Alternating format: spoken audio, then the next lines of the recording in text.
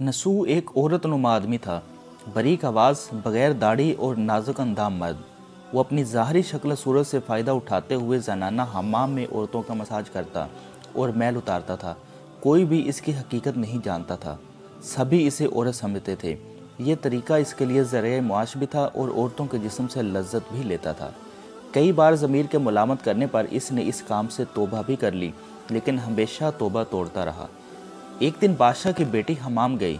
हमाम और मसाज करने के बाद पता चला कि इसका गिरां बहा गोहर, मोती या हीरा खो गया है। बादशाह की बेटी ने हुक्म दिया कि सब की तलाशी ली जाए। सब की तलाशी ली गई, हीरा नहीं मिला। नसूर रसवाई के डर से एक जगह छुप गया।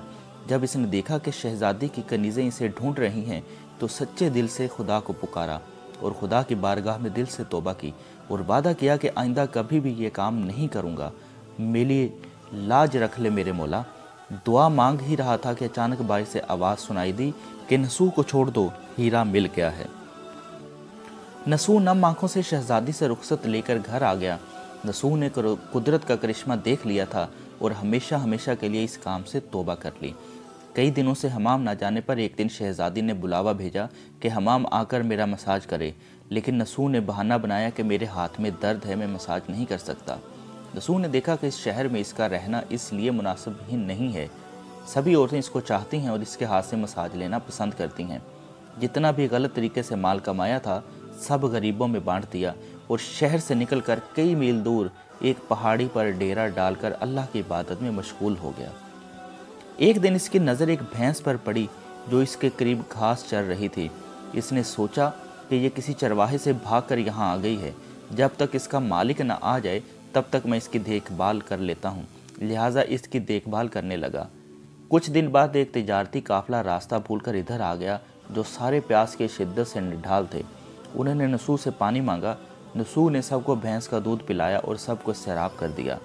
काफिले वालों ने नसू से शहर जाने का रास्ता पूछा। नसू ने इनको आसान और नज़दीकी रास्ता दिखाया। नसू के इखलाक से मुतासर होकर ताजरों ने जाते हुए इसे बहुत सारा माल बतौर तोहफा दे दिया। नसू ने इन पैसों से वहाँ कुआं खुदवाया। आहिस्ता आहिस्ता वहाँ लोग बसने लगे और इमारतें बनने लगीं। वहाँ के लोग नसू को बड़ी इज्जत और एहतराम की निगाह से देखते थे। रफ्ता रफ्ता नसू की नेकी के चर्चे बादशाह तक जा पहुँचे। बादशाह के दिल में नसू से मिलने का इश्तियाक पैदा हुआ। इसने नसू को पैगाम भेजा कि बादशाह आपसे मिलना चाहते हैं, मेहरबानी फरमाकर दरबार तशरीफ़ ले आएँ। जब नसू को बादशाह का पैगाम मिला, इसने मिलने से इनकार कर दिया और माजरत चाही कि मुझे बहुत सारे काम हैं, मैं नहीं आ सकता। बादशाह को बहुत ताज्जुब हुआ, मगर इस बेनियाजी को देखकर मिलने की तलब और बढ़ गई। बादशाह ने कहा कि अगर नसू नहीं आ सकते तो हम खुद इसके पास आ जाएंगे।